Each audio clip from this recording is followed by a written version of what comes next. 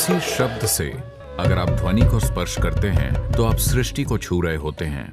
अगर आप किसी शब्द को स्पर्श करते हैं तो आप बस इंसान की मनोवैज्ञानिक संरचना में प्रवेश करते हैं। ध्वनि की शक्ति को कम न समझें, इसका हर चीज पर असर होता है। मंत्र ध्वनियों का एक संयोजन या मेल है। अगर आप संयोजन का ठीक से उच्चारण करते हैं तो यह आपके लिए सृष्टि के अंदर एक द्वार खोल देगा।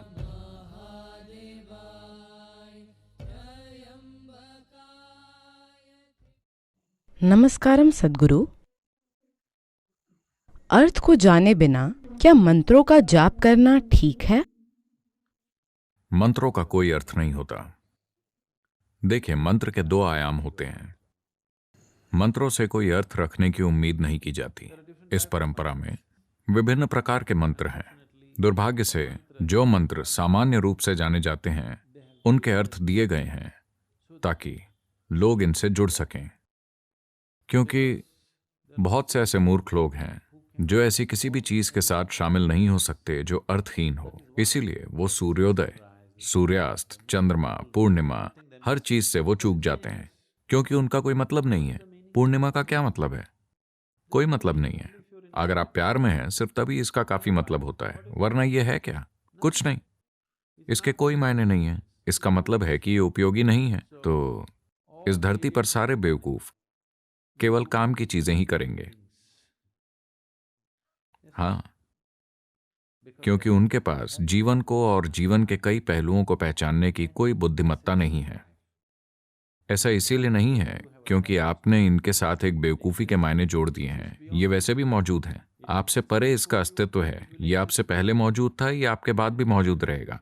ऐसा इसीलिए नहीं है क्योंकि आप इसे एक मायने दे देते हैं तो ये उपयोगी हो गया है या उपयोगी नहीं हुआ।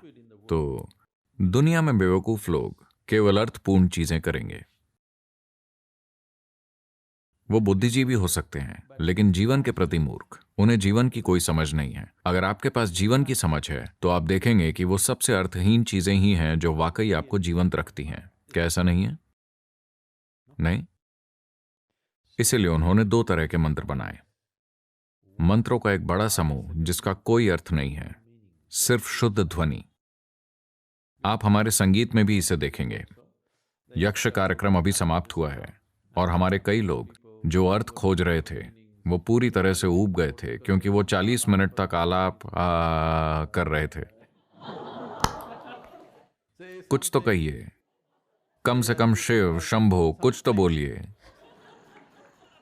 नहीं, टिंग टिंग। वो समझ नहीं पा रहे हैं क्योंकि ये ध्वनि के बारे में है। ऐसा क्यों है कि एक शब्द से जिसका कोई अर्थ है, ध्वनि इतनी ज्यादा महत्वपूर्ण है? अर्थ इंसान के दिमाग में बने हैं। ध्वनि सृष्टि का सार है। अगर आप ध्वनि को स्पर्श करते हैं तो आप सृष्टि को छू रहे होते हैं। अगर आप किसी शब्द को स्पर्श करते हैं तो आप इंसान की सिर्फ मनोवैज्ञानिक संरचना में प्रवेश करते हैं। इंसान की मनोवैज्ञानिक संरचना मुख्य रूप से एक खास तरह का पागलपन है। हम इसका आनंद ले सकते हैं, हम इसका इस्तेमाल कर सकते हैं, लेकिन वास्तव में ये एक खास किस्म की काल्पनिक व्यवस्था है। ध्वनि सृष्टि का एक मूलभूत पहलू है। अगर ध्वनि पर आपकी महारत है तो एक खास तरीके से आपको सृष्टि पर महारत हासिल है, क्योंकि Creation is just a complex amalgamation of sounds. It's the blueprint of creation. सृष्टि ध्वनियों का बस एक जटिल सम्मेलन है। यह सृष्टि का खाका है, लेकिन अर्थ इंसानी चीजें हैं। आप जानते हैं कि एक ही शब्द के अलग अलग भाषाओं में अलग अलग मायने होते हैं। यहां तक कि भारत में भी आप ये जानते हैं, एक ही शब्द के अलग अलग मायने होना इसलिए है क्योंकि यह पूरा इंसान के द्वारा गढ़ा गया है। ध्वनि गढ़ी हुई नहीं है। ध्वनि सृष्टि का हिस्सा है। ध्वनि अस्तित्व का हिस्सा है। ध्वनि सृष्टि के सृजन का हिस्सा है। अभी पूरी सृष्टि एक खास तरीके से स्पंदित हो रही है। आप इसे सुन नहीं सकते, इससे कोई फर्क नहीं पड़ता, लेकिन शब्द और अर्थ इंसान के बनाए हुए हैं। सिर्फ एक साजिश के रूप में इसके मायने हैं। जब मैं साजिश कहता हूं तो क्या आप सुनते हैं कि झिंगुर क्या कह रहा है? वो क्या कह रहा है आप नहीं जानते, लेकिन वो बात कर रहे हैं। वो भी आपकी तरह ही हैं। उनमें से कुछ बस ध्वनि पैदा कर रहे हैं, केवल आलाप कर रहे हैं। सिर्फ ध्वनि, केवल ध्वनि का आनंद। सृष्टि का आनंद लेने का एक मायने में मतलब है उसकी ध्वनि का आनंद लेना। अगर आपके पास सुनने के लिए उत्सुकता नहीं है, अगर आपके पास ध्यान देने की उत्सुकता नहीं है, तो आप असल में सृष्टि के किसी भी पहलू का आनंद नहीं ले सकते। आप सिर्फ अपने सिर में चल रहे मनोवैज्ञानिक ढांचों का आनंद लेंगे। तो यही कारण है कि ज्यादातर इंसान बोलना चाहते हैं, ज्यादातर समय वो बातें करना चाहते हैं। इसीलिए नहीं कि उन्हें कुछ कहना है, इसीलिए क्योंकि उन्हें अर्थ निकालने हैं। बस मौन या ध्वनि दोनों ही बहुत अभिभूत करने वाले होते हैं। इसीलिए जब हम आध्यात्मिक प्रक्रिया कहते हैं तो पहली चीज है मौन।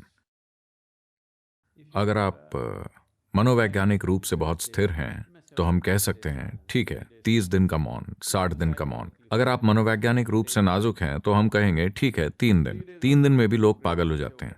हम कहेंगे ठीक है आधा दिन का मौन, दोपहर तक का मौन। उसके बाद आप बकबक करें। आमतौर पर दोपहर के बाद वो इसकी कमी पूरी कर लेते हैं। आप में से जो लोग बहुत बातें करते हैं, आप जानते हैं कि अर्थ निरर्थक है। आप बस बात कर सकते हैं। बहुत सारे लोग इसमें माहिर हैं, वो बिना किसी मतलब के बस यूं ही बोलते रहते हैं। वो बिना किसी अर्थ के बात करते रह सकते हैं। अब अगर आप एक चिड़िया हैं तो हम आपको माफ कर देंगे। अगर आप ये हैं तो हमारे लिए ठीक होगा। या अगर आप एक संगीतकार हैं तो आपका व्यर्थ ध्वनियां करना ठीक होगा। अगर आप बोल रहे हैं तो आपसे कुछ अर्थपूर्ण कहने की उम्मीद की जाती है। तो मंत्र को कहना नहीं है, बस इसका जाप करना है। जाप के मायने हैं कि ये जाप ध्वनि का होता है, अर्थ का नहीं। भाषण का अर्थ होता है, शब्दों का अर्थ होता है, लिखित शब्द और बोले गए शब्द। जाप से अर्थ का संबंध नहीं है। जाप बस एक ध्वनि है, एक गूंज है। तो अगर आप अर्थ नहीं जानते तो मेरी राय से यह जाप करने का सबसे अच्छा तरीका है बस पूरी तरह से ध्वनि के साथ शामिल होकर इसका उच्चारण करना है। लेकिन सबसे पहले आप जो बोल रहे हैं, क्या ये एक मंत्र है या एक भजन है या ये एक संकीर्तन है, आपको इस पर गौर करना चाहिए। अगर ये एक मंत्र है, मंत्र का अर्थ है शुद्ध ध्वनि। इसका कोई अर्थ होना जरूरी नहीं है। आप इसे जो चाहें अर्थ दे सकते हैं, जिस भी अर्थ से आप शुरुआत करना चाहें, क्योंकि अर्थ के बिना आप इसमें शामिल नहीं हो सकते। लेकिन एक बार जब आप जान जाते हैं कि कैसे शामिल होना है, तो आपको इसे कोई अर्थ नहीं देना चाहिए। Om Namah Shivaya. का मतलब ये नहीं है कि आप किसी पहाड़ के ऊपर किसी चीज के साथ बैठे एक आदमी की कल्पना कर रहे हैं और उसके आसपास कुछ हो रहा है। नहीं। शुरुआत में अगर यही एकमात्र तरीका है जिससे आप इसमें शरीक हो सकते हैं, तो आप शिवकाशी वाले कैलेंडर को देख सकते हैं। ठीक है, एक बार जब आप जान जाते हैं कि ध्वनि के साथ कैसे शामिल हो, तो आप इस आदमी से छुटकारा पा लीजिए। उसकी जरूरत नहीं है, वो एक व्यवधान है।